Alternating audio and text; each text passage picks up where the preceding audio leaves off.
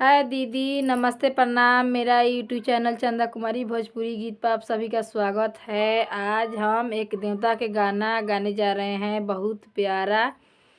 आप लोग सुनिए मेरा गाना, फुल वीडियो देखिए। अच्छा लगेगा तो लाइक सब्सक्राइब ज़रूर कीजिएगा और कमेंट बॉक्स में ज़रूर बताइएगा हमारा गाना कैसा लगा। हरदी रंगवलाए पियरी हनुमान बबक शोभले। हरदी रंगवलाए पियरी हनुमान बबक शोभले। गोड़ के ने कुलावा हनुमान बाबा। रूनुरी जुनुरी बाजले।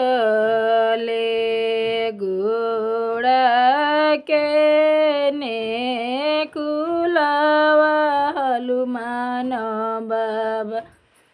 रूनुरी जुनुरी बाजले। हरदी रंगवलाए पियरी बनी गोरिया शोभले। हरदी रंगवलाए पियरी बनी गोरिया शोभले। गोड़ के ने कुलावाए बनी गोरिया। रूनु जुनुरी बाजले। गोड़ के ने कुलावाए बनी गोरिया। रूनुरी जुनुरी बाजले।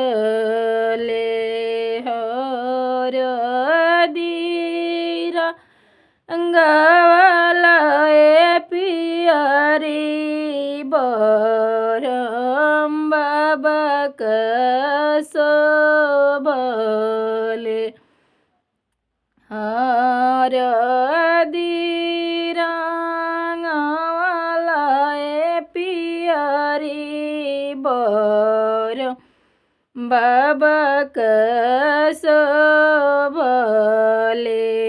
गोड़ के ने कुलावाए बरम बाबा। रूनुरी जुनुरी बाजले। गोड़ के ने कुलावाए बरम बाबा। रूनु जुनुरी बाजले। दीदी और भैया, आप सभी मेरा गाना सुनिए, फुल वीडियो देखिए और ढेर सारा प्यार दुलार देकर सपोर्ट कीजिए। अपना प्यार दुलार देना मत भूलिए। बहुत मेहनत से हम वीडियो बनाते हैं।